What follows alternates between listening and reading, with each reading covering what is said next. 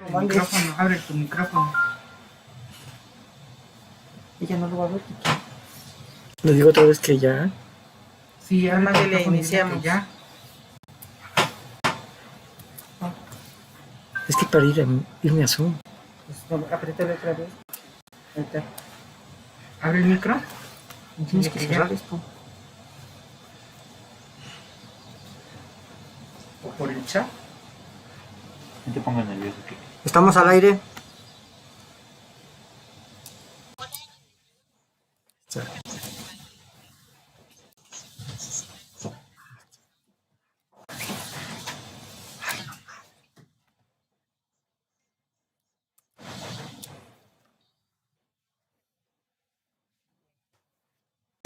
Yo seguro. Oye, Edson. Para la semblanza. Video.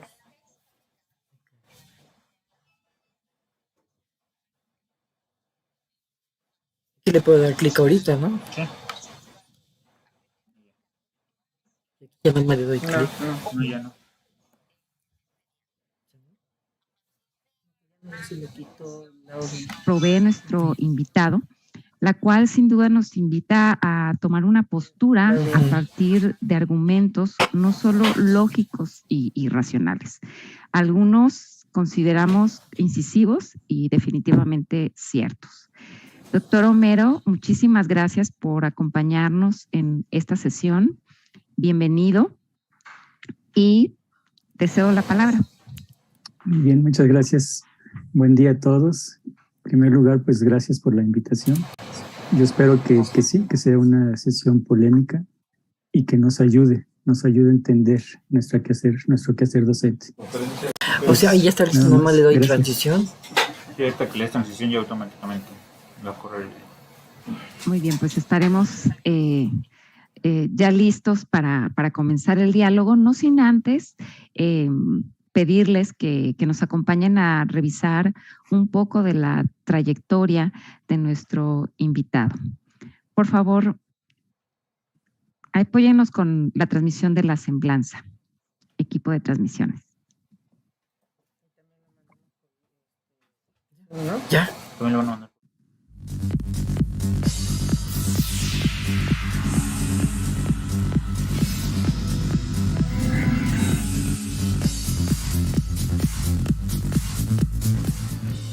Apasionado de la argumentación, la docencia y la investigación, nuestro invitado de hoy en el seminario de Repensar las Matemáticas es maestro y doctor en ciencias con especialidad en matemática educativa por el CINDESTAF del Instituto Politécnico Nacional. Su brillante carrera académica inició con una licenciatura en física en la Facultad de Ciencias de la Universidad Nacional Autónoma de México. De agosto de 2016 a diciembre del mismo año, hizo una estancia académica en la Universidad de California, Berkeley, por invitación del doctor Alan Shulton. Desde entonces ha ocupado grandes cargos, como fue el de coordinador del Centro de Formación Continua del Colegio de Ciencias y Humanidades de agosto de 2019 a 2022. Varios artículos de investigación Debemos tener por ahí alguna situación técnica, no debe tardar en la transmisión de la desde hace 25 años. semblanza. Entre tanto, doctor Homero, ¿nos puedes comentar? Universidades, entre las que destacan UNAM, Universidad Autónoma de Querétaro, Universidad Veracruzana, Universidad Pedagógica Veracruzana, Universidad de San Carlos de Guatemala, Universidad Luterana de Brasil y en el Instituto de Educación de Eslovenia. Hoy en día es socio fundador del Comité Latinoamericano de Matemática Educativa y socio honorario de la Asociación Peruana de Investigación de Educación Matemática, APINEMA. Además, se desempeña como profesor de matemáticas en el Colegio de Ciencias y Humanidades, Plantel Sur de la UNAM, desde enero de 1986. También colabora desde 1997 como profesor de carrera de tiempo completo en la misma institución. Entre sus principales líneas de investigación se cuentan didáctica centrada en el aprendizaje, modelación matemática, argumentación y demostración matemática y desarrollo profesional docente. Con muchas ganas de escucharlo, de aprenderle, pero sobre todo con mucho orgullo, le damos la bienvenida al Seminario de Repensar las Matemáticas al doctor Ángel Homero Flores Samaniego.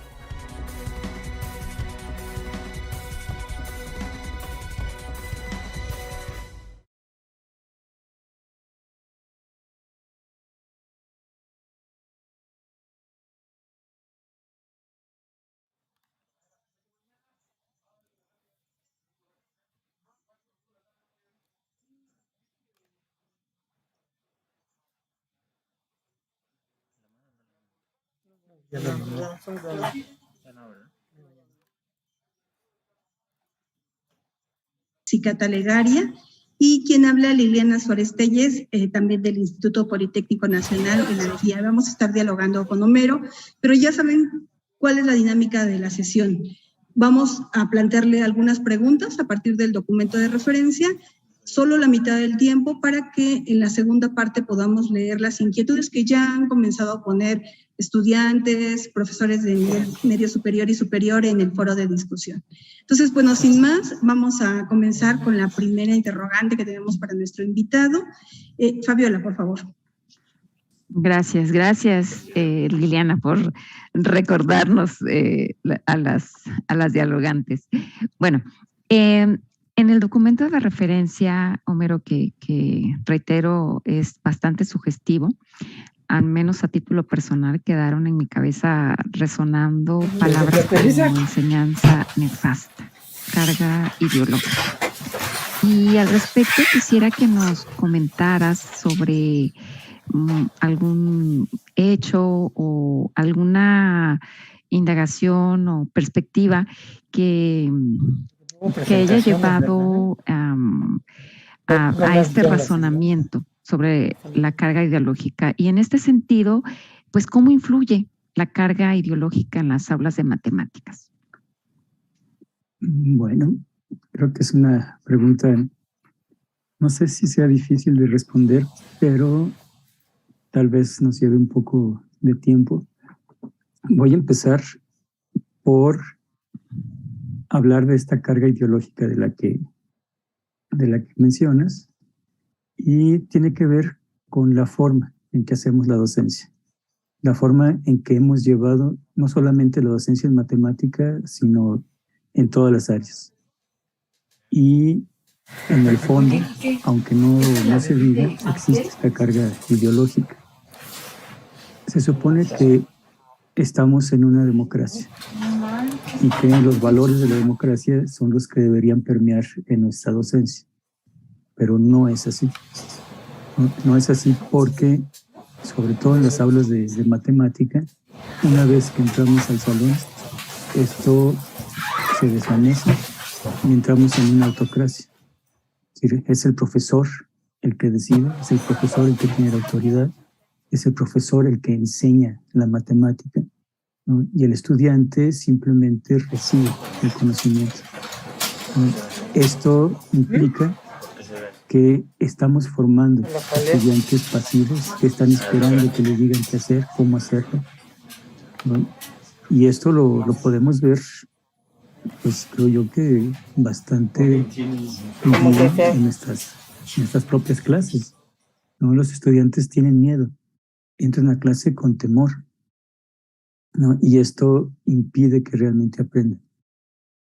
Como dicen por ahí, mientras hagas lo que se te pide, todo va a estar bien, no vas a tener problema, pero una vez que empieces a salirte de ahí, entonces empiezan los problemas. ¿Qué estamos enseñándoles a los estudiantes? ¿Sí? Obedece. Si obedeces y repites lo que estoy diciendo, todo va a estar bien. Cuando hablamos del proceso, voy a llamarlo didáctico, por lo general se habla de esta unidad, enseñanza-aprendizaje, ¿no? Y es una unidad indisoluble.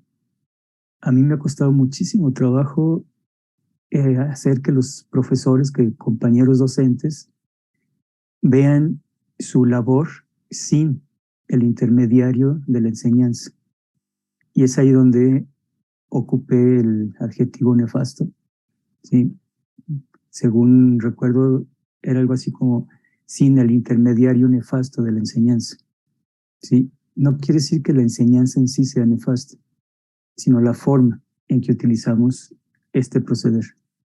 Por lo general, enseñar, ¿sí? Enseñar significa mostrar algo, ¿sí? Y en el ámbito educativo es mostrar algo para que el otro entienda, para que el otro comprenda, para que el otro aprenda, ¿no? Pero ¿cuántas veces enseñamos y el otro no aprende? O enseñamos y el otro aprende otra cosa, algo que no queremos que aprenda, o no es nuestra intención que aprenda. En este caso, lo que estamos haciendo es tomar el conocimiento como algo que se transmite, algo que se comunica, ¿no? Por eso impartimos clase, ¿no? Impartimos cátedra, decimos los más elegantes. Y el estudiante recibe el mensaje, lo procesa, lo interpreta, ¿no? Y decide qué es ese mensaje. Y muchas veces la interpretación que da no es la que queremos o no es la que se tiene en mente. Si lo vemos así, ¿no? Este intermediario de la enseñanza muchas veces no produce el conocimiento que queremos, ¿no? A eso me refiero con el término de nefasto, ¿no? ¿Qué aprendemos cuando nos comunicamos con alguien, ¿no? O cuando ese alguien se comunica con nosotros y con esa intención? No lo sabemos. Es decir, es una cuestión de interpretación del mensaje y cada uno de nosotros lo interpreta de manera diferente. Entonces muchas veces nosotros enseñamos algo con una intención y el estudiante aprende otra, ¿no? Y muchas veces leyendo entre líneas. Entonces habría que cambiar esta manera de hacer las cosas para que haya un entendimiento más cabal de lo que se quiere aprender. No sé, Fabiola, si con esto respondo a lo que preguntabas. Sí, sí, por supuesto. Ahora me quedaron más palabras resonando. Autocracia. Pero bueno, gracias, Homero. Sí, gracias, Homero. Esto que dices tiene que ver con lo que también en pedagogía se ha planteado, de que tiene que haber una congruencia entre los diversos factores que intervienen cuando alguien está aprendiendo o alguien está organizando el aprendizaje de los demás. Y es que no puede ser que las actividades que se realizan en el salón de clase vayan en una dirección y la evaluación o los objetivos vayan en una dirección completa, ¿no? Creo que algo en lo que tenemos que reflexionar es que debe haber congruencia. Si yo quiero dar libertad de construcción de las matemáticas a mis estudiantes, tengo que generar pues un ambiente que lo propicie, porque la exposición puede alcanzar ciertos objetivos, pero evidentemente el pensamiento crítico, la toma de decisiones, la resolución de problemas requiere de otras experiencias, ¿no? Yo quiero decirte que a mí me gustó mucho leer la reflexión que nos ofreces en el escrito, porque sí creo que es importante hacer una discriminación entre lo que nos ha aportado la pedagogía a nosotros, los profesores de matemáticas, o a los investigadores en el campo de la matemática educativa, o la didáctica, y entender que son dos campos diferentes y que finalmente pueden llegar a nutrir o no, de acuerdo con tus planteamientos, la docencia, ¿no? Lo que pasa todos los días en nuestro salón de clase. Entonces, a mí me gustaría que nos compartieras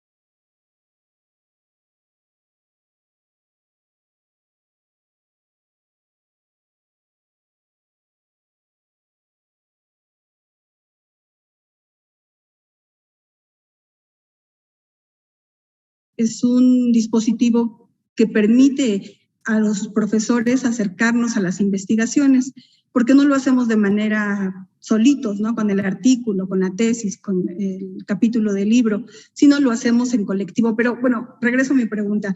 Pedagogía, didáctica, ¿cuáles son sus simpatías y diferencias y cómo deberían tener una incidencia en la docencia?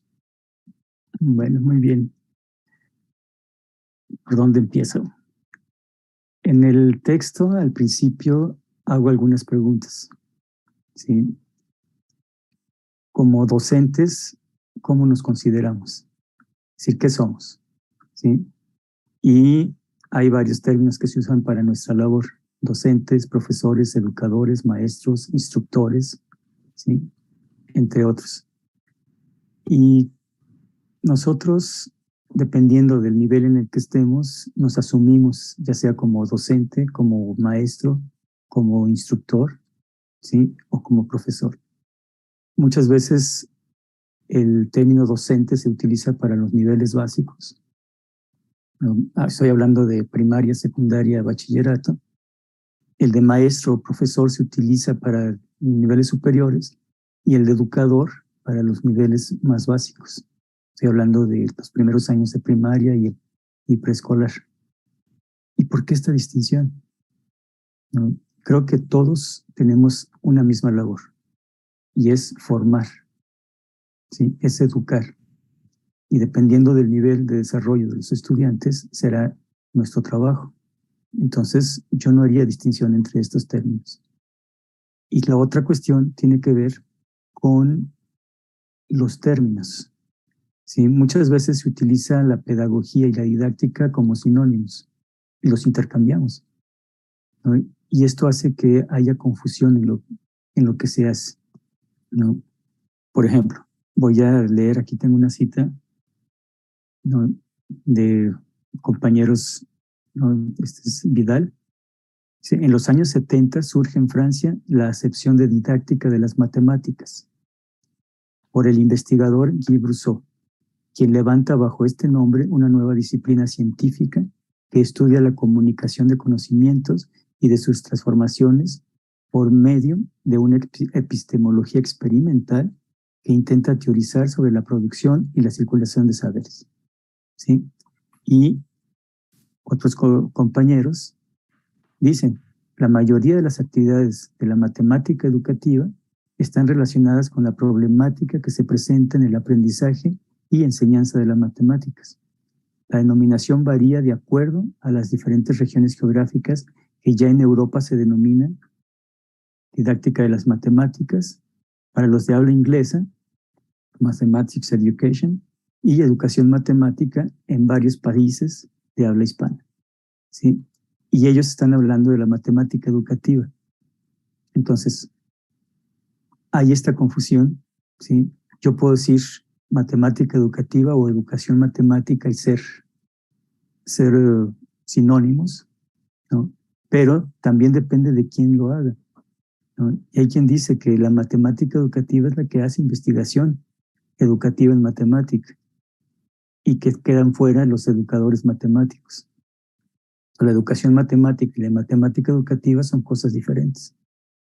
Ahora, ¿cómo explicamos esto a los docentes que tienen que enfrentarse todos los días a 3, 4 grupos con alrededor de 40 estudiantes cada uno, ¿no?, y decirles que ellos son docentes, ¿no?, que no pueden hacer investigación, que tienen que seguir los lineamientos de otros investigadores, ¿no? Todo esto hace que las cosas se vayan complicando. Entonces, en un afán por simplificar, ¿no?, sobre todo la parte de la docencia, es que hemos tratado de poner en su lugar los conceptos, ¿sí? Y para nosotros la pedagogía, esto lo retomo de algunos autores alemanes y franceses, ¿sí? La pedagogía es la ciencia que se encarga del estudio de los fenómenos que se dan en la educación en general, ¿sí? Y si lo vemos así, entonces la didáctica sería, y aquí lo pongo como una ciencia, ¿sí?, que se dedica al estudio de las estrategias y la metodología del aprendizaje en un ambiente escolar. Es decir, la pedagogía estudia fenómenos educativos.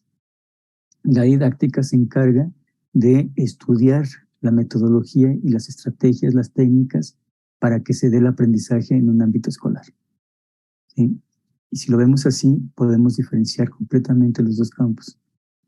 Y la docencia sería el aterrizaje de cuestiones pedagógicas y didácticas en un salón de clase específico. En ese sentido es que nosotros hablamos de un modelo de intervención didáctica que hemos denominado aprender matemática haciendo matemática, en el cual nos basamos en el principio de que para aprender hay que hacer, ¿sí?, y reflexionar sobre lo que se está haciendo. Entonces, estas serían más o menos las distinciones entre los conceptos y el papel que deberíamos jugar en ellos.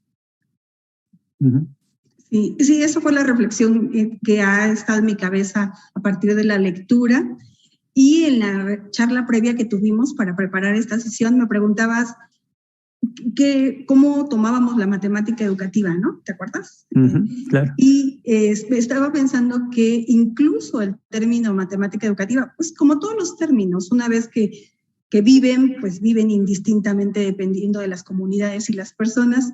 Y pienso que el término matemática educativa es incluso entendido de manera diferente en los diferentes posgrados o en las diferentes áreas de los posgrados.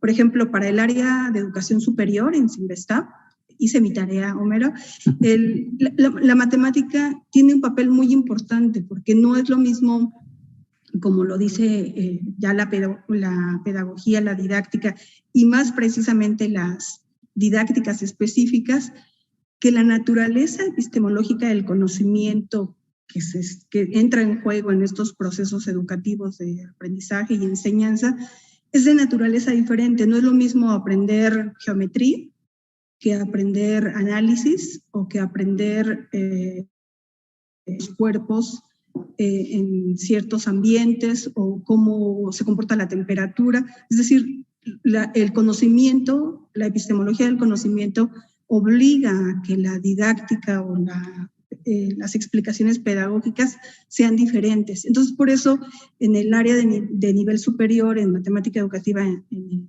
Sinvestab, la matemática sí ha tenido un papel, digamos, teórico importante en la explicación de la construcción de ese conocimiento, que podría no darse. Por ejemplo, cuando se habla, y vamos a hablar más adelante de pensamiento matemático por medio de la resolución de problemas, estos planteamientos son como generales y pudieran lo mismo trabajarse en geometría que en cálculo, pero cuando se habla de la naturaleza de las funciones exponenciales con respecto a las lineales, entra otro tipo ya de conocimiento más específico.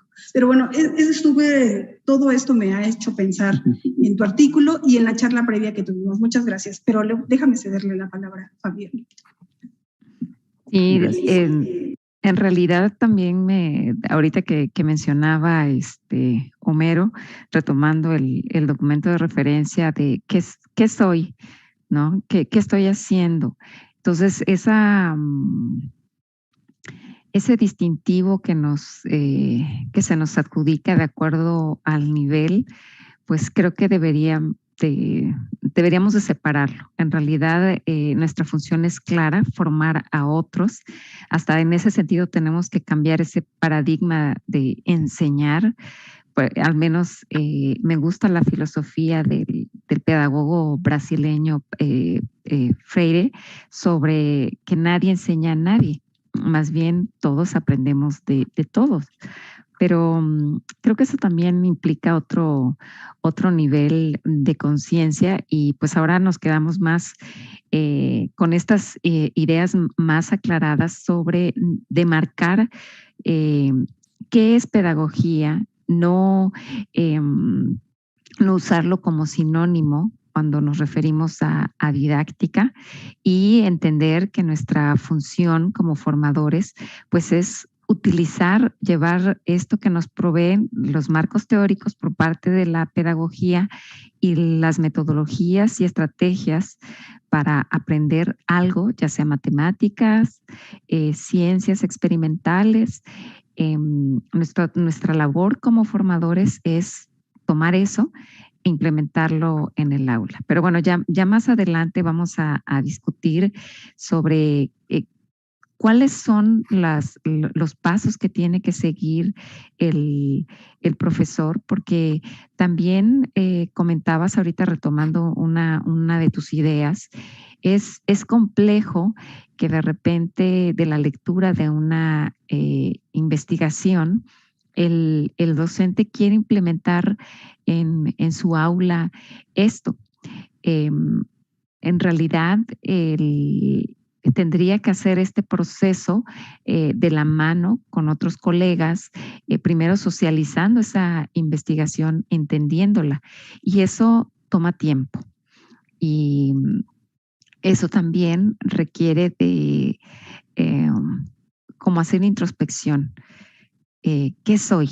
¿Qué estoy haciendo? lo estoy haciendo bien. Entonces, por eso es que nos gustó tanto tu artículo. Realmente nos dejas con muchas más ideas y más reflexiones, y de eso se trata. Y bueno, quiero, retomando otra vez el documento de referencia, el ensayo Pedagogía Didáctica y Educación Matemática, subrayas el compromiso con la labor educativa y hacer un mejor uso de la didáctica. Al respecto, ¿cómo consideras se podría cualificar estas características? Estar haciendo, vamos a denominar lo correcto en cuanto a la labor educativa y estar haciendo uso de la didáctica de forma correcta. Bueno, hacer uso de la didáctica de forma correcta. Para mí esto significa que nuestros estudiantes aprendan. ¿Y cómo voy a hacer que los estudiantes aprendan? En primer lugar, y en segunda instancia, ¿cómo me voy a dar cuenta de que ellos están aprendiendo o de que ellos aprendieron?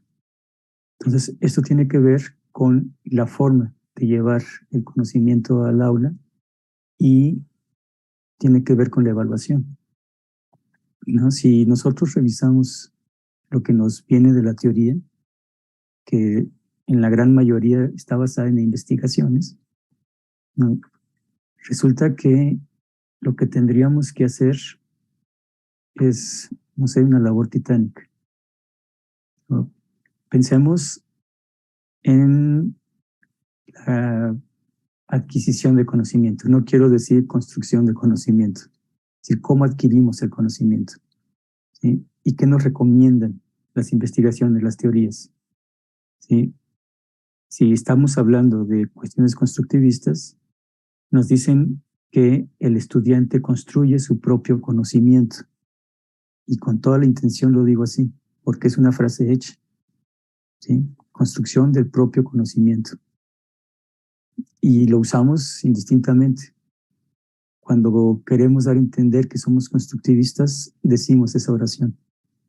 Pero analicémosla un poquito, ¿sí? Yo puedo construir el conocimiento de otros que no sea el propio. Entonces ahí ya empezamos a caer en contradicciones, ¿no? Y creo yo que tendríamos que hacer una reflexión más profunda sobre qué es la docencia, qué es el aprendizaje. Es decir, cómo aprende el ser humano y de qué manera se manifiesta ese aprendizaje. Y esto nos daría pauta para proceder en el aula, ¿no? Entonces, más que revisar teorías que nos complican la vida, ¿no? Yo creo que hay que hacer esta reflexión, ¿no? ¿Qué se necesita para que alguien aprenda? Y podríamos hacer la reflexión a partir de nosotros mismos. Es decir, ¿cómo aprendí yo algo? ¿No? Una pregunta que alguna vez hice a profesores es, ¿tú te consideras experto en algo? Y en todo caso, ¿qué es lo que te lleva a pensar que eres experto en eso? ¿No? Entonces nos lleva a la reflexión, ¿qué es la experiencia? ¿No? Yo puedo hablar de profesores que tienen, no sé, 20, 30 años dando clase de la misma manera siempre, ¿no? Sin reflexionar sobre lo que se hace. Y esto me remite a que no tienen experiencia. Simplemente tienen una forma de proceder y la aplican indistintamente, sin reflexionar. Entonces, la experiencia nos la da la reflexión, ¿sí? El tener vivencias y reflexionar sobre ellas. Entonces, si hacemos eso en la docencia, pudiéramos muy bien determinar qué se puede hacer y cómo hacerlo. Y no tener recetas que vienen de fuera, que nos da muchas veces la teoría, ¿sí? Se hablan, por ejemplo, de los pasos a seguir en la resolución de problemas, ¿no? Y luego nos remiten a Polya o a Schoenfeld y nos dan una metodología de resolución de problemas en donde tenemos 4 o 5 pasos que hay que seguir, ¿sí? Y toda esa reflexión que hicieron los teóricos se limita a una receta, a una receta que hay que seguir puntualmente para tener éxito. Entonces, creo que lo que tendríamos que hacer es esta reflexión. Y es una reflexión que se haría de manera colegiada. ¿Sí? Yo siempre lo he dicho, nos llegan investigaciones de fuera, ¿sí? En el nivel secundario, en el nivel bachillerato, de investigadores, ¿sí? Que tienen toda la formación del mundo, pero que nunca han dado clase en esos niveles. Si nunca se han enfrentado, como dice Adriana, con los monstruos peludos que tenemos como estudiantes, ¿no? Y sí, la teoría puede ser muy bonita y puede darnos soluciones para muchas cosas, pero a la hora que se enfrenta uno a un grupo de 40 estudiantes que lo que menos les interesa es la matemática, entonces, ¿qué hacemos? ¿Sí? ¿Qué me dice la teoría que debo hacer? ¿Sí? Y muchas veces lo que hace el docente es tirar la toalla y hacer las cosas como Dios le da a entender o como lo ha hecho siempre. Entonces se trata de simplificar las cosas y de hacer una reflexión sobre nuestra propia docencia para de ahí determinar qué es lo que se puede hacer en cada grupo. Sí, aquí lo dejo.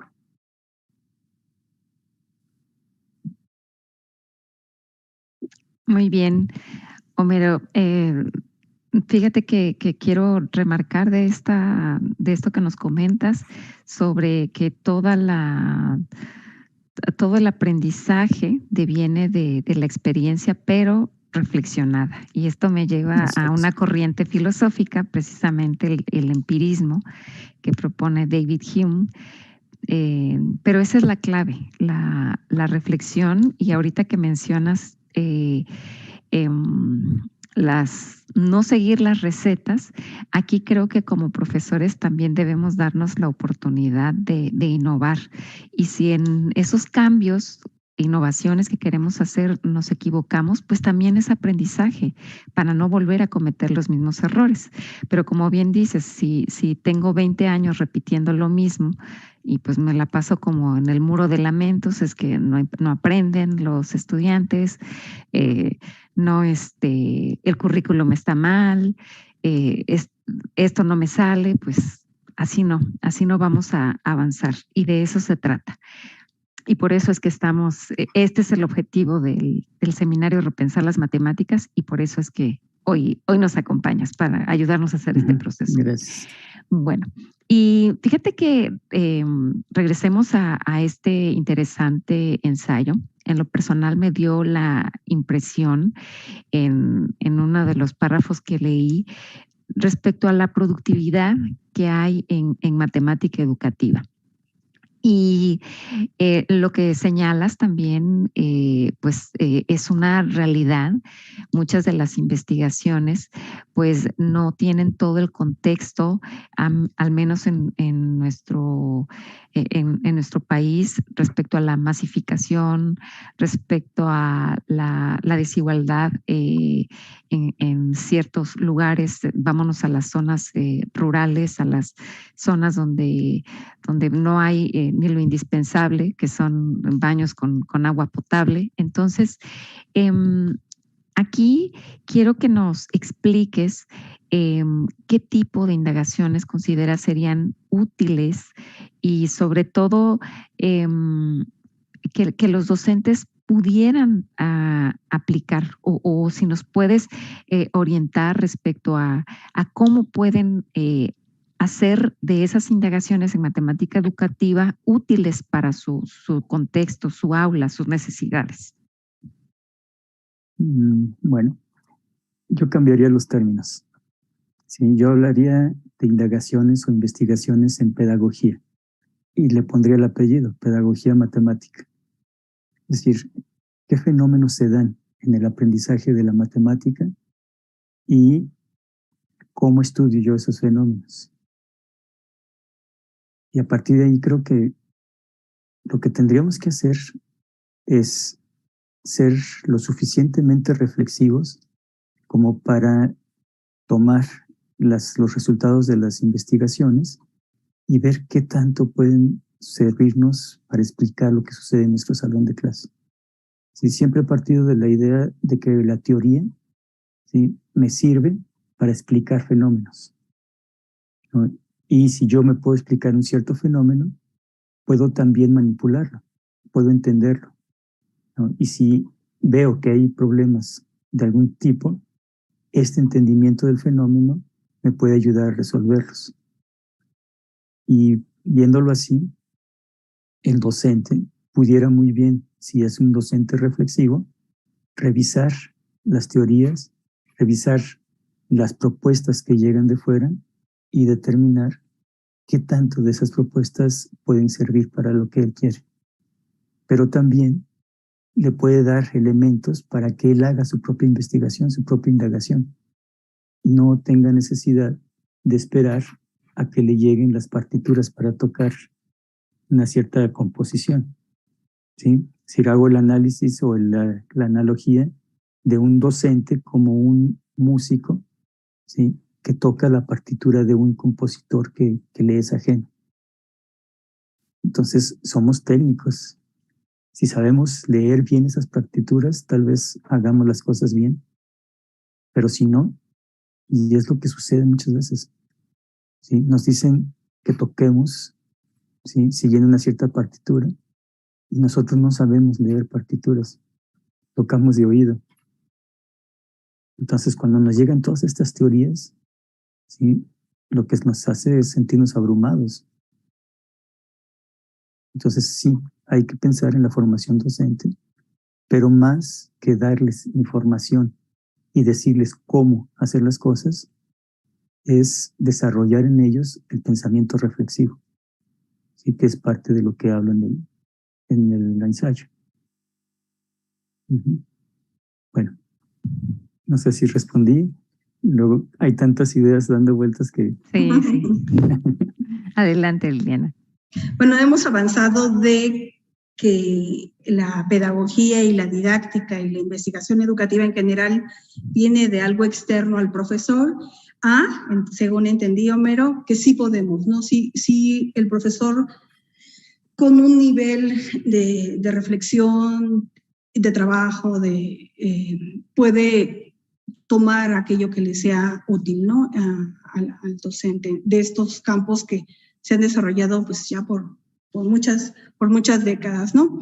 Y es que cuando problematizamos el aprendizaje de nuestros estudiantes, una parte le corresponde a él solo y ahora se sabe que también a los otros, y no hablo solo de su profesor, sino de otros estudiantes. Y lo mismo pasa con el profesor. Hay muchas cosas que tienen que pasar por su reflexión, por su meditación, por su propio conocimiento, pero hay otras cosas que tenemos que hacerlas con nosotros. Y en ese sentido, en el ensayo y en la propuesta misma de aprender matemáticas haciendo matemáticas, que yo lo voy a poner en el portal como un documento complementario para que lo conozcan todos los que nos están siguiendo, está la idea de las comunidades de aprendizaje. Entonces, a mí me gustaría que hablaras un poco más antes de pasar a que conocieras a algunos de estos profesores y profesoras reflexivos o no, que ya empezaron a hacerte preguntas en el foro a partir de la lectura de tu documento. Pero, ¿cuál es el tipo de ayuda, de explicaciones, de estrategias que le proporcionaría al profesor este término de comunidades de aprendizaje? Bueno, tiene que ver con lo que hablábamos al principio. Yo mencioné que una vez entrando al salón de clase de matemática, y creo que en la mayoría de los salones de clase de cualquier materia, todas las cuestiones de equidad, democracia, etcétera, quedan fuera y nos convertimos en una especie de autocracia. Y esto es algo que permea pues, prácticamente en toda la sociedad. Y lo vemos en el mismo ámbito, bueno, lo voy a llamar científico, de la educación, ¿sí? Hay niveles y hay autoridades, ¿sí? Tenemos los investigadores eméritos que tienen el nivel, no sé, 50 del SNI, que tienen toda la producción del mundo y su palabra es ley. Y a partir de ahí vamos teniendo ciertas jerarquías que cada vez van más hacia abajo. Y al final está el docente. Sí, el profesor que tiene que atender 4 o 5 grupos, ¿no? Si es de primaria, tiene que atender no sé, un grupo de 50 estudiantes, ¿no? Con todas las materias, no nada más una, ¿no? Y ellos son los que realmente están haciendo la educación. Pero los que dicen cómo hacerla son los investigadores. Y hay una cierta jerarquía, ¿no? Ahora, ¿esto hace que aprendamos? ¿O simplemente hace que ciertas élites aprendan? ¿No? Y esto lo repetimos en nuestros salones de clase, en nuestros ambientes escolares. ¿Qué pasa si cambiamos esto? ¿Qué pasa si hablamos de una comunidad? Una comunidad entendida como un conjunto de personas que trabajan para un fin común. Entonces, si lo vemos de esa manera, tendríamos que hacer la reflexión. ¿Cómo es que aprendemos? ¿Qué necesitamos para aprender algo? Y una de esas necesidades es la seguridad, sentirme seguro. Y la otra es confianza, sentir confianza. Si sucede como en la mayoría de nuestros salones de clase, cuando un estudiante interviene o cuando hace alguna actividad frente al grupo, la mayoría se burla de ellos o no les hace caso. Entonces, eso viene en detrimento de su estado de ánimo, ¿sí? De su autoestima, y hace que los estudiantes no participen en el aprendizaje. No, es mucho mejor quedarse sentado, escuchando al profesor hablar, asintiendo cada vez que el profesor lo mira, ¿no? O haciendo que escribe algo cuando el profesor lance una pregunta. Es mucho más fácil eso que enfrentarse a la polémica, enfrentarse a los comentarios de los otros estudiantes, ¿sí? Al acoso de los otros estudiantes, ¿no? Porque no existe esta comunidad de aprendizaje, ¿sí? Una comunidad de aprendizaje en donde el conocimiento sea el objetivo común, en donde nos ayudemos todos a aprender, ¿no? Ahora, ¿qué tendríamos que hacer para obtener esto? ¿No? En primer lugar, quitar un montón de reglas, ¿sí? Empezando por la tolerancia para entrar al salón, ¿sí? Y a partir de ahí, dándole confianza al estudiante. Si me dice, no sé, 3, 4 veces que no llegó a clase porque se murió su abuelita, sí, yo le creo. Sí, puede ser que sea inmortal y, ¿no? O resucite como Jesucristo, ¿no? Pero yo le creo, ¿no? Si me dice que se enfermó y estuvo malo 2 días y no fue a clase, también le creo, ¿no? Porque hay que partir de ahí, ¿sí? Y no estar siempre con la suspicacia. El estudiante hace trampa. Y hace trampa, ¿por qué? Porque tiene que responder a un cuestionario, ¿sí? Con preguntas que no sabe la respuesta y tiene que responder correctamente, si no, esto va a traer consecuencias negativas. Entonces todo eso hace que no se aprenda o que el objetivo del aprendizaje se sesgue. Y se trata de salir bien en una evaluación, le hace examen para poder continuar con los estudios o para tener un cierto prestigio entre sus compañeros de que es bueno, ¿no? Y muchas veces responder correctamente los exámenes tiene que ver con la trampa, ¿no? Y uno se convierte en policía, ¿no? Uno está buscando a los estudiantes tramposos, ¿no? Para tomar represalias, corregirlos, ¿no? Y los estudiantes están buscando la manera de hacer trampas sin que se dé cuenta el profesor. ¿Sí? Como anécdota, la clase pasada estábamos comentando algunas actividades con los estudiantes y uno de ellos me dice, entonces, ¿esa fórmula que está ahí está mal? Y volteé y en la trave del salón había 3 hojas con fórmulas de matemática, de geometría analítica. No, dice, porque si está mal, entonces ya respondieron mal el examen. Entonces, ¿de qué se trata? ¿No? ¿Se trata de aprender o se trata de salir bien en un examen? Si hacemos comunidades de aprendizaje, creo que todo esto se diluye y no hay necesidad de estar ni calificando a los estudiantes de flojos, ¿no? Ni hay necesidad de estarlos correteando. Poco a poco, cuando lo van entendiendo, ellos mismos se involucran, ¿sí? Y ellos mismos llevan actividades ellos mismos hacen la discusión, etcétera, ¿no? Pero esto es un proceso lento, muchas veces tortuoso, porque la forma en que los hemos educado ha sido distinta. Es mucho más fácil para ellos decir, profesor, dígame mejor el resultado, ¿para qué me da tantas vueltas si usted ya sabe cómo es? Mejor dígamelo y ya, punto. ¿No? O simplemente ya no van a clase, porque implica pensar, implica reflexionar, ¿no? Y eso, la verdad, nos da mucha flojera. Entonces hay que cambiar esta dinámica y esta forma de concebir el aprendizaje. Sí, definitivamente. En el proyecto del seminario estamos de acuerdo, tanto en las clases, en formar estudiantes que tienen responsabilidad sobre su propio aprendizaje. Digo, eso lo vivimos algunos profesores en el instituto, también Politécnico Nacional, y esta idea de que hay muchos otros factores y que el estudiante tiene que tener una responsabilidad sobre ellos. Pero fíjate que ya has usado tú un par de analogías en tu escrito y ahora en esta charla, y yo estaba pensando en otra analogía. ¿Qué tanta democracia hay cuando llega un paciente a ver un médico?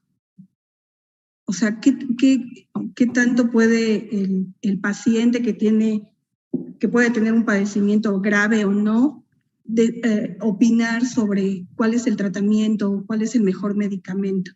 Entonces, digo, por supuesto, es una analogía, no tiene que ver, pero evidentemente el profesor debe estar preparado, como el médico lo está, pues para cumplir su trabajo, ¿no? Para organizar los aprendizajes de sus estudiantes. Y entonces al estudiante, ¿cómo delegarle esa responsabilidad, ese término tan bonito de la didáctica francesa, devolverle a él ciertas decisiones que sí puede tomar, porque hay otras decisiones que no puede tomar el estudiante definitivamente. Pero yo sé que vas a interactuar conmigo sobre esto, pero propongo que pasemos a la segunda parte. Como decía, hay algunas intervenciones de profesoras que están haciendo esto, están haciendo un esfuerzo por construir comunidades de prácticas en sus campos de trabajo. Una profesora en el CECIT 11, otra profesora en ESIA Ticomán, y bueno, vamos a pasar a sus preguntas. Fabiola, ¿quieres comenzar con las preguntas? Sí, claro. Pero antes de referirme a la pregunta, es que de verdad, ahora que mencionas lo de la analogía con los médicos, también tengamos presente que hemos hecho precisamente de esas profesiones, tanto los médicos como los profesores, como ídolos incuestionables, infalibles. Y lo cierto es que permíteme compartirte un dato súper interesante respecto al el precio que tienen la vida de los pacientes, los errores médicos, porque también se equivocan. Nada más en Estados Unidos está cuantificado alrededor de 30,000 muertes por errores de médicos. Entonces, cuando nosotros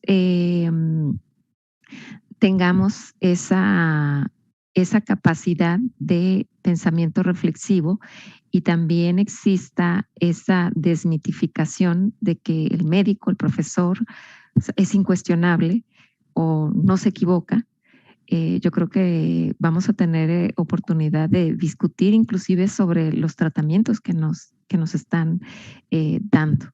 Entonces, eso finalmente, como decíamos en la charla de ensayo, ¿qué tan conveniente es que yo ponga en tela de juicio un diagnóstico? ¿Qué tan conveniente es que yo le pregunte al profesor o que le señale que está equivocado? Entonces, desde luego eso eventualmente puede irritarlo, pero si tuviéramos ese pensamiento reflexivo, que es lo que tanto nos ha insistido Homero, pues estaríamos dispuestos a discutir como comunidad de aprendizaje, entendiendo que todos aprendemos de todos y que el error es parte de aprender. Pero bueno, yo estoy en mi idea de que eso requiere otro nivel de conciencia, que definitivamente a veces hasta culturalmente es difícil, No queremos aceptar nuestros errores. Pero bueno, ahora sí vámonos a las preguntas que es lo que también los profesores que espero hoy estén muy reflexivos, que nos acompañan, pues ya están aquí queriendo escuchar tus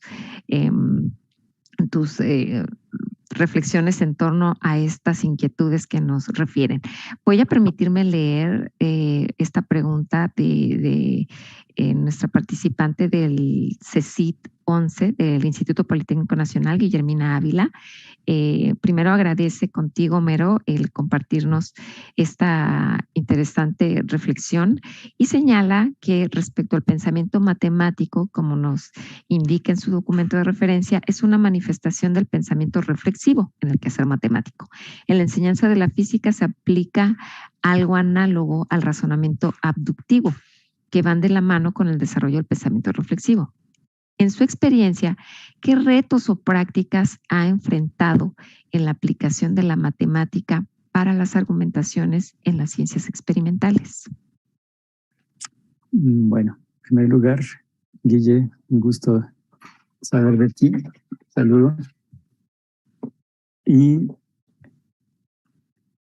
las experiencias, es decir, cómo aplicar este razonamiento o este pensamiento reflexivo en otras actividades que no sean de la matemática. Algo así es la pregunta, ¿no? Y en particular en la física. Creo que esto me va a llevar a plantear otras cuestiones, como el que está de moda en estos días, la famosa transversalidad. Es decir, nosotros como profesores o docentes de matemática, se nos pide ver aplicaciones de la matemática, ¿no? Y que tomemos ejemplos de otras áreas para ver cómo se aplica la matemática e incluso para que los estudiantes aprendan matemática. Y no sé si haya una cierta simetría en cuanto a esto. Es decir, nos piden que veamos aplicaciones en la física. Y en la física se ven aplicaciones de la matemática. Entonces, con esta área del conocimiento en particular no habría tanto problema, porque creo que se desarrollaron de manera paralela y apoyándose unas en otras. Pero, ¿qué pasa con la biología, por ejemplo? O con la historia, ¿no? En historia se ven cuestiones de matemática que apoyen a la clase de matemática, o en sociología, ¿no? O en biología, y parece ser que no. Entonces, ¿cómo aplicar esto para tener acceso a las otras materias? ¿No? Y tiene mucho que ver con esta parte del razonamiento abductivo. El razonamiento abductivo lo que hace es que la persona que percibe una cierta incongruencia, un cierto hecho inesperado, aventure hipótesis, aventure explicaciones para ese hecho. Y esto viene en términos de una conjetura. Entonces, si lo vemos así, si nosotros aventuramos una conjetura y buscamos una explicación para esa conjetura, una validación de la conjetura.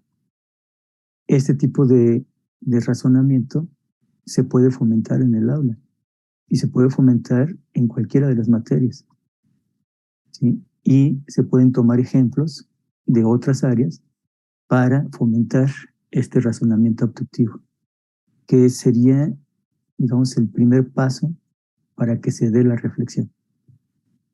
Es decir, yo tengo una serie de conjeturas que me explican un hecho inesperado y voy probando una por una, ¿sí? Y las voy probando de acuerdo con el conocimiento que yo tengo y los antecedentes sobre lo que estoy haciendo. Entonces, en ese sentido, creo yo que se pueden apoyar las materias. Sí, no sé, Guillermina, si respondí. Yo creo que sí. Nos está siguiendo y, a ver, esperemos que nos conteste en YouTube. Adelante, gracias, Homero. Adelante, Liliana. Yo tengo una pregunta que puso la profesora. Bueno, está el foro de discusión, sí, claro. Ahí pueden interactuar. El foro se puede. Sí. Tengo una pregunta de la profesora Ariadna Rosendal de ESIA Ticomán, también del Instituto Politécnico Parece Nacional. ser que mi conexión está inestable, entonces los oigo con... Voy a apagar la cámara, a ver si se mejora. Ajá, y si tienes acceso al foro, también podrías leer las preguntas junto con nosotras. Decía que Ariadna pregunta, bueno, primero opina, el ensayo sobre didáctica y educación matemática es muy claro en establecer las diferencias entre profesor, educador, docente, catedrático, investigador en enseñanza de las matemáticas. Y sobre matemática educativa, mi pregunta es, ¿sería pertinente definir un perfil específico en nuestro desempeño como profesores? ¿O es recomendable desempeñar un poco de cada uno de acuerdo con el contexto y las necesidades propias de educación? Eso te lo hace la profesora Ariadna de ESIA Ticomán. Sí. Si me salí de la red un rato, entonces no entiendo. Claro. Me perdí algunas cosas. No sé si me escuchan. Sí, te escucho. ¿Tú me escuchas? Ahorita sí, te escucho. Sí, bueno, a Ariadna le gustó tu artículo. Pero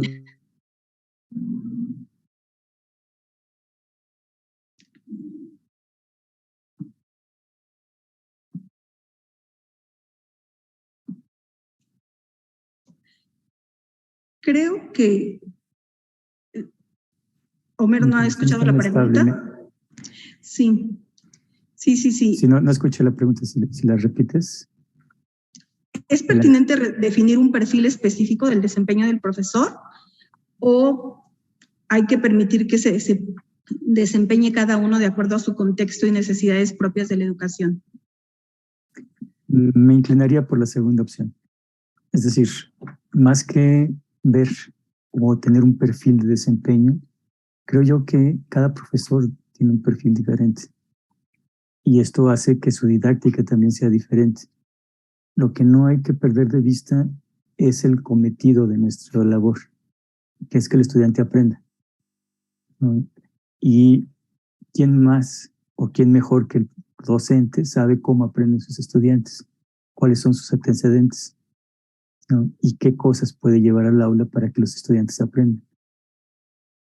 Creo que me inclinaría por la segunda opción. Gracias. Fabiola, ¿tienes otra pregunta? Sí, por supuesto. Aquí tenemos una participación en YouTube, perdón. Aquí tenemos de Fernando Tobías, de la Escuela Nacional de Ciencias Biológicas del Instituto Politécnico Nacional. En el contexto social actual, ¿no queda superada la figura del profesor autócrata? Doctor Homero, en una didáctica centrada en el aprendizaje, ¿qué papel tendría la formación docente?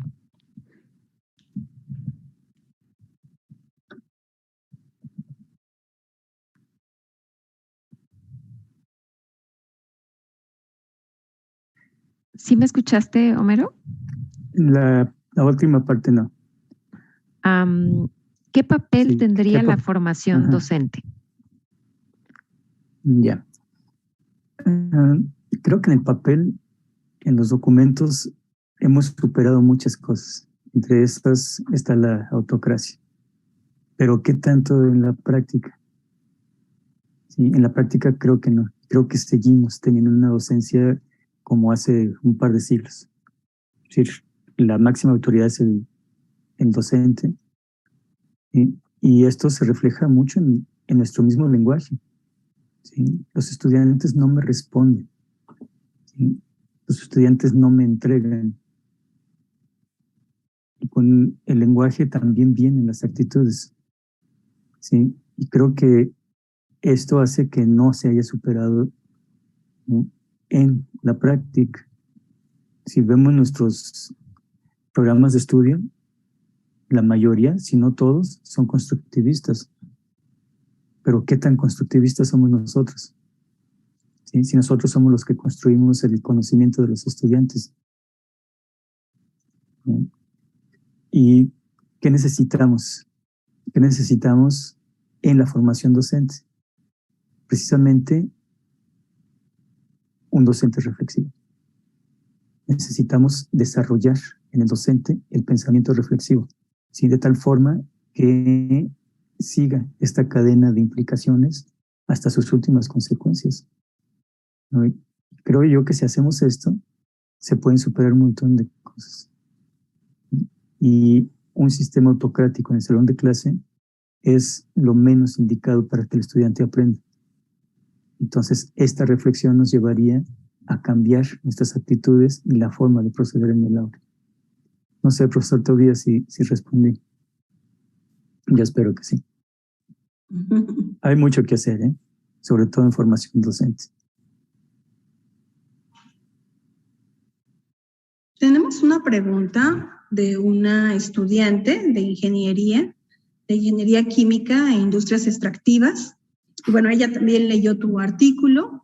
Hay un párrafo que ella cita en el que dices que el estudiante no es una especie de objeto susceptible de ser enseñado y del cual el profesor debe extraer evidencias de aprendizaje mediante un examen riguroso de conocimiento. Ella lo que pregunta a partir de esta frase que le llamó la atención es ¿cuál es el mejor uso de la didáctica y qué elementos de la pedagogía pueden ser incorporados para mejorar ese proceso de darle al estudiante lo que tiene que aprender y extraérselo con un examen? Bueno, creo yo que el conocimiento no se puede medir, ¿sí? Y la misma palabra, examen, habla de esto. Si nosotros damos el conocimiento a los estudiantes y después los examinamos para ver qué tanto aprendieron. Incluso en inglés creo que se usa la palabra examination, ¿no? Examinamos a los estudiantes. Es un poco como el médico, ¿sí? Yo tengo una cierta enfermedad, me da un remedio, después sigo el remedio y voy con él para que me examine y vea si seguí las indicaciones y si me curé o no. Y es algo parecido, ¿no? Yo te enseño y quiero ver si aprendiste. Y para aprender te voy a medir con digamos, la escala que yo tengo del conocimiento, ¿no? Un conocimiento óptimo es este, entonces si no llegas allá, tu nivel de conocimiento va a ir bajando, ¿no? Y esto es parte de la autocracia de la que estamos hablando, ¿sí? En el Sinvestab, una de las maestras, cuando estábamos en la maestría de matemática educativa, lo dijo claramente. Jóvenes, aquí la máxima autoridad soy yo. La que sabe, la experta en el tema soy yo. Entonces, la que tiene 10 soy yo. Y ustedes pueden aspirar a una calificación menor que 10, porque nadie puede ser mejor que yo. Con todas sus palabras, ¿no? ¿Y a qué nos lleva esto? ¿No? Entonces, ¿qué hacer en estos casos? ¿Sí? Yo creo que uno puede darse cuenta muy bien de cuando un estudiante está aprendiendo, ¿sí? Y esto se nota en su actitud en este caso hacia la matemática, pero también en su discurso, ¿sí? Cómo habla de la matemática. Y evidencias de esto las podemos tener sin necesidad de hacer un examen, sin necesidad de extraer las evidencias de la cabeza del estudiante, ¿no? Que si hace trampa, entonces lo que estamos extrayendo no sé qué sea. Entonces, aquí lo que se trata es de que uno como docente tenga las antenas bien puestas para ver esas evidencias que está mostrando el estudiante, ¿sí? Sin necesidad de someterlo a una evaluación, a un examen. Entonces, la reflexión tendría que ir hacia allá. Y esto también tiene que ver con la formación docente. Es decir, ¿cómo voy a entender yo el aprendizaje y qué evidencias me puede dar el estudiante o puede dar el estudiante sobre lo que está aprendiendo? Y para esto hay infinidad de cosas, ¿no? Y una de ellas, que creo yo es bastante útil, ¿no?, es cómo resuelven ellos problemas sin la ayuda del profesor. ¿Sí? Cómo intercambian información entre ellos y uno tener evidencias de ese intercambio. Y ahí uno se puede ir dando cuenta del avance de los estudiantes y al mismo tiempo ir mejorándolo, ¿no? Y no esperar a que pase un ciclo para examinarlo y decirle estás reprobado y si quieres mejorar tienes que repetir el curso porque esto ya terminó y ya no hay más. Entonces la reflexión va sobre eso, ¿no? Y aprovecho un par de minutos para hablar de esta analogía que hacía sobre el médico, ¿sí? Y estamos tocando cuestiones de ética que se aplican igualmente al médico como al profesor, ¿sí? Es decir, yo tengo conocimiento sobre algo y yo te voy a enseñar, ¿no? Y si no aprendes, esa es excusa tuya, es asunto personal tuyo porque yo estoy cumpliendo, pero tú no. Y no nos podemos a ver cuáles son las circunstancias, qué tipo de información estoy dando, etcétera. Y lo mismo pasa con el médico. Si yo voy con un médico y me dice, usted tiene esto, tómese esto y váyase, y no me da más explicaciones, o simplemente me dice, tómese esto y ya, y cuando uno pregunta, se mete con un montón de tecnicismos que uno no entiende y se queda peor de cómo estaba, ¿no? Entonces, todo esto tiene que ver con la confianza que tenga el médico y con la confianza que tenga uno en los médicos, ¿no? ¿Y cuántos médicos no recomiendan una intervención quirúrgica porque eso implica que va a haber el cobro de un seguro? Es decir, yo no necesito operarte, pero si te opero, me van a dar a mí una cierta comisión por la intervención.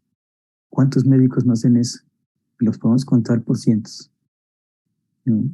Y casos hay muchísimos, ¿no? O médicos que dicen, dale lo que sea, caos, no importa, ¿no? Y les recetan ácido acetil salicílico a todo el mundo. Entonces tiene que ver con la ética y con la forma en que nosotros asumimos nuestra profesión. Lo mismo para el maestro. Sí. Adelante, por favor. Sí, digo que buenas y malas prácticas podemos encontrarlas en todas las profesiones. Esta pregunta que te hacía Ingrid, más como profesora que como estudiante, pues tiene esta respuesta que ya le has dado, ¿no? Que tiene que disfrutar las matemáticas, independientemente, pues, de las evaluaciones, porque finalmente, pues, ella está tomando clases de matemáticas, de física, de ingeniería, tiene que vivir, ¿no? Disfrutar independientemente, pues, finalmente de estas reglas de evaluación que hay en su salón de clase. Y es que ella está muy interesada en esto que leyó en tu artículo y te hace otra pregunta. ¿Cómo responde la sociedad actual ante los elementos pedagógicos presentes en las nuevas vías de aprendizaje? Porque así como nos has dado varios ejemplos y qué bueno de lo que el profesor debe superar, también, digo, conozco a tu grupo de trabajo, de investigación, tienen buenas prácticas, buenas experiencias. Digo, no solo de tu equipo de trabajo, sino lo que has visto con otros colegas en la UNAM, en el POLI, en México y en Latinoamérica, por no hablar de otros países. ¿Cuáles son, eso sería una buena práctica de que sí se están incorporando estos conocimientos de la didáctica y la pedagogía en buenas prácticas en la enseñanza de las matemáticas? Bueno, en primer lugar, el término buenas prácticas siempre me ha sacado ronchitas en la piel. ¿Quién decide qué son unas buenas prácticas? ¿Y qué lo diferencia de las malas prácticas? Yo me iría con... Bueno, las malas prácticas es las que has estado mencionando reiteradamente. Claro, sí, a eso iba, ¿no? Es decir, yo definiría una buena práctica aquello que me lleva a el aprendizaje de los estudiantes, ¿no? Y puede ser muy distinto dependiendo de cada profesor.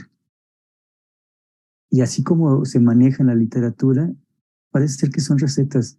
Si tú sigues esta práctica, vas a hacer una buena práctica, ¿no? Y una otra vez recae en recetas, ¿no? Aquí la cuestión es más de, digamos, de nuestra propia experiencia. Ahora sí, hablando de experiencia sobre una base reflexiva, ¿no? Y cómo vamos nosotros a afrontar cada una de las situaciones, ¿no? Entonces, creo que por ahí es por donde va el asunto, ¿no?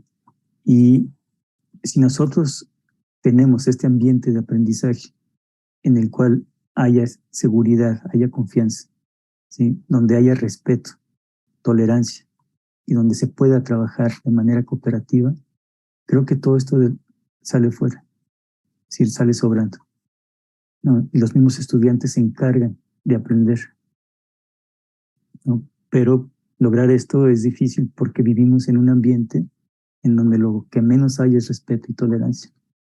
Y no hablemos de cooperación, ¿no? A menos que sean casos extremos como en los temblores, ¿no? Y aún así, no siempre. Entonces, necesitamos cambiar nuestra mentalidad, ¿no? Y pensar más en términos de una comunidad que en términos propios de una individualidad. Aquí el reto es ese, cómo cambiamos de mentalidad.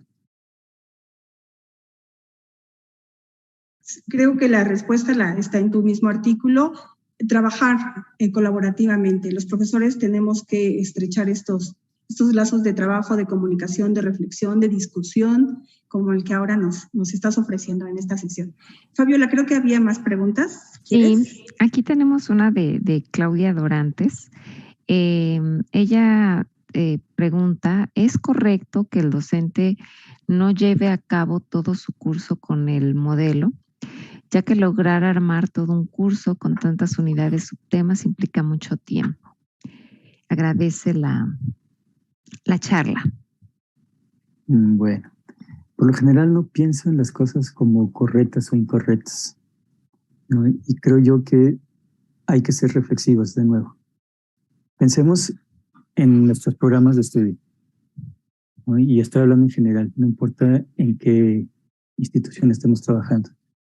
Hay un programa que debemos seguir, que debemos cubrir, ¿sí? Muchas veces el programa está en términos de contenidos, otras veces está en términos de aprendizajes, ¿no? Pero si lo analizamos, muchas veces el tiempo no es suficiente, ¿no? O no hay una cierta consistencia entre los objetivos y los contenidos o los aprendizajes que se proponen. Entonces, ¿es correcto seguirlo, ¿no? En la medida en que podamos nosotros hacerlo? Sí.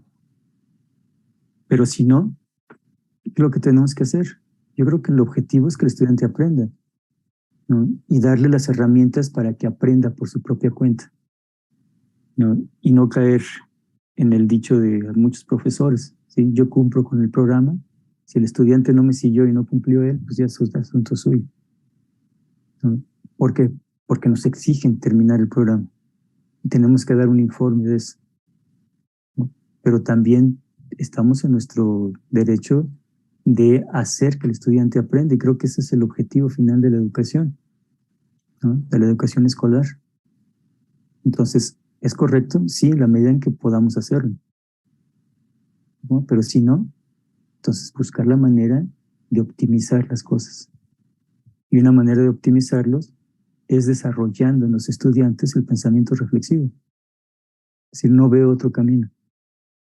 Si yo necesito algo, tengo las herramientas para buscarlo, para reflexionar sobre ello y para resolverlo. ¿Sí? De otra manera, estoy esperando recetas, estoy esperando que alguien me diga qué hacer y ahí puedo quedarme toda la vida, ¿no? Y es lo que hacemos muchos, ¿no? Estamos esperando que algo nos resuelva o alguien nos resuelva los problemas, ¿no? Como se comentaba hace rato antes de la plática, ¿sí? AMLO no me está dando lo que me prometió, ¿sí? Y no está cumpliendo. ¿Por qué él?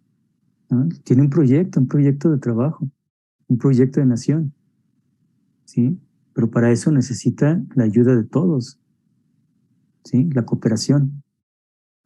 ¿Sí? Si no hay cooperación, una persona no puede hacer mucho. De hecho, no haría nada, ¿no? Entonces, estamos esperando que alguien nos resuelva los problemas. Hay que resolverlos nosotros y para eso necesitamos ser reflexivos. Necesitamos buscar nuestras herramientas y ser efectivos en esa búsqueda. De otra manera, vamos a quedar esperándonos siempre, ¿no? A que Dios se apiade de nosotros y nos resuelva los problemas que tenemos, ¿no? Y es fácil, podemos ir a bailar a Chalma.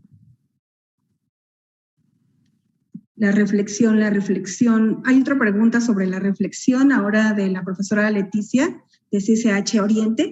Tenemos una invitada externa del Poli, afortunadamente. Y bueno, dice que la reflexión es uno de los elementos importantes a destacar en el documento que usted presenta, ya que esta es un elemento común a todos los campos del conocimiento. Lo pregunta, ¿es común a todos los campos del conocimiento? Y dice que, bueno, pregunta qué importancia podría tener igualar hacer matemáticas con otras disciplinas, tanto en la que se imparte en educación básica o propedéutica. Y si igualarla con otras disciplinas, en esto de que la reflexión podría estar en todas ellas, si podría tener un efecto de desmitificar a la matemática como una disciplina distinta, abismalmente distinta y difícil de otras áreas del conocimiento. Bueno, no sé si sea abismalmente distinta, ¿no? Creo que el pensamiento reflexivo, más que ser común a las áreas de conocimiento, es común al ser humano. El ser humano, querrámoslo o no, piensa reflexivamente. Es decir, ¿cuál es el grado de este pensamiento reflexivo? El grado de desarrollo ya es otra cosa. Pero siempre pensamos de manera reflexiva. Desde que somos niños, que somos bebés, siempre hay algo que atrae nuestra curiosidad, ¿sí? Y esa curiosidad hace que busquemos, ¿sí? Y como digo en algunos de los escritos, la curiosidad no mató al gato, ¿no? La curiosidad forma ingenieros. Y aquí la cuestión es esa, ¿qué tanto fomentamos esa curiosidad, ese pensamiento reflexivo? Los niños por naturaleza son reflexivos, experimentan, buscan una causa, una explicación de lo que está sucediendo. ¿Y cuántas veces no destrozan algo para ver qué tiene adentro? ¿Y cuántas veces les decimos no? Creo que es la primera palabra que aprendemos. Y la escuela poco a poco nos va quitando esa curiosidad. Tienes que aprender lo que yo digo que tienes que aprender y punto. ¿No? Si te sales del huacal, tienes problemas. Entonces, ¿cómo hacer esto?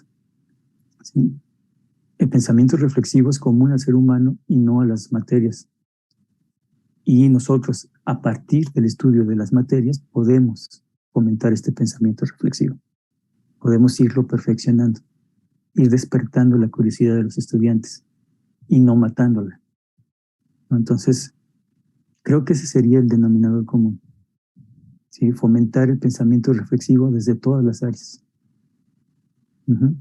Y poco a poco nos damos cuenta que hay temas que son comunes y que pueden apoyarse unos en otros. Y de esa manera podríamos ir desdibujando un poco las fronteras entre una materia y otra. Sí, no sé si respondió la maestra. Yo creo que sí, Homero, pero desafortunadamente se nos agotó el tiempo. Quisiéramos estar aquí reflexionando más sobre todo lo que tenemos que aterrizar como formadores, no solo en el área de matemáticas, sino en cualquier disciplina.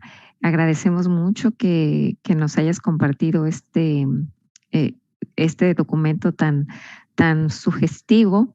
Y pues bueno, yo me quedo con esta recomendación. Primero, comprometerme con la labor educativa para así dar paso al interés por conocer lo que es la teoría educativa a través de la pedagogía, el uso de metodologías de aprendizaje activo mediadas por la didáctica y algo sumamente relevante que puntualizaste en esta charla, fomentar un ambiente basado en tolerancia, respeto, cooperación, pero no como parte de la retórica. Hay que vivirlo, porque estos son rasgos de comportamiento que deben estar presentes en las aulas, donde se aprende no solo matemática, sino cualquier disciplina.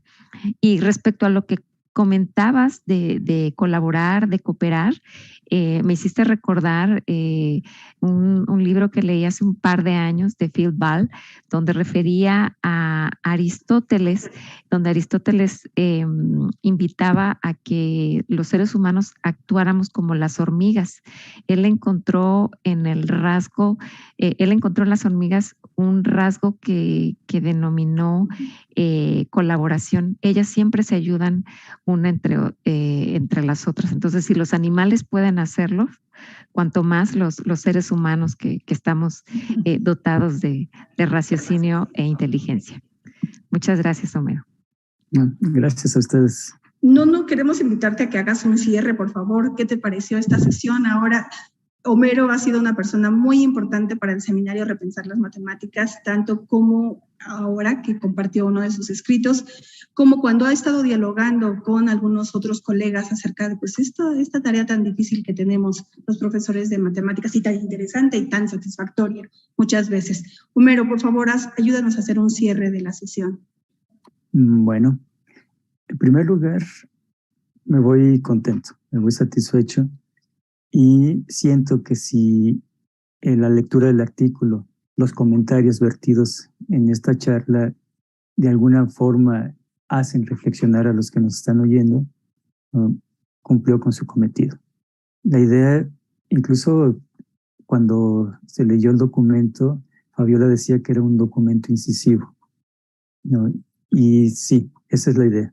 La idea es mover el tapete, como decimos, ¿no? Y propiciar la reflexión, ¿sí? ¿Qué tanto estamos dentro de nuestra zona de confort y qué tan dispuestos estamos a salirnos de ella para mejorar las cosas? Creo que es parte de lo que tendríamos que reflexionar, y en ese sentido me voy satisfecho, me voy contento, ¿no? Y agradecido por la invitación, ¿no? Por la oportunidad de hablar de lo que pienso, de mis reflexiones y de mis propuestas, ¿no? Que afortunadamente son propuestas de varios profesores, no solamente mío. Muchas gracias. No, muchísimas gracias a ti, Homero. Eso me hace recordar que este artículo, que es muy importante para tu proyecto, para el proyecto de tu grupo de trabajo, donde se presenta el modelo Aprender Matemáticas haciendo Matemáticas, ya fue parte de una de las sesiones de este seminario. Vamos a poner la liga ahí para que recurran al documento de referencia y a la charla, al diálogo que tuvimos en esa ocasión. Pero en esta modalidad, Homero, el diálogo y la reflexión no se termina cuando se termina este video, sino que continúa en el foro de discusión. Por eso queremos invitarte a que veas las preguntas que no alcanzamos a leer, para que pues, nos ayudes a seguir reflexionando con esta comunidad que sigue el seminario Repensar las Matemáticas, y que espero que haya más preguntas, sobre todo de los riemitas que conoces muy bien. Y bueno, pues está esta invitación, Homero. Y a todos ustedes queremos invitarlos a las próximas sesiones de los seminarios Repensar. El 22 de septiembre vamos a tener una charla muy interesante en el seminario Repensar la Física, que tiene que ver con el cómputo tangible y la inteligencia artificial en la educación. Muy interesante, ¿no? El título. Y en matemáticas, la próxima sesión, la sesión 132, la vamos a tener el 5 de octubre, ya saben, el miércoles a las 13 horas, con el tema de innovación en la modelación para la matemática escolar y para la formación de futuros profesores. Y estaremos discutiendo un texto que escribieron nuestros queridos colegas Johnny Alexander Villa Ochoa y Paulo Andrea Rendón Mesa, y estarán dialogando con ellos Almayereli Soto Lascano y Fernando Tobías Romero, a quien le damos la bienvenida como dialogante en estos seminarios. Bueno, pues agradecemos a todos los que han hecho posible este seminario, a la doctora Adriana Gómez Reyes, la coordinadora actual del Seminario Repensar las Matemáticas, a Fabiola, por supuesto, para acompañarnos en este diálogo, pero principalmente a ti, Homero. Muchísimas gracias, Gracias. por estar con nosotros, siempre apoyando el Seminario Repensar las Matemáticas y ahora ofreciéndonos un texto de tu reflexión. Continúa, por favor, en el foro con nosotros. Claro que sí. Bueno, pues vamos a dar por terminada la sesión. Muchas gracias a todos. Fabiola. Gracias, Liliana. Gracias, Hasta Homero. luego. Que estén bien todos. Adiós a nuestros seguidores.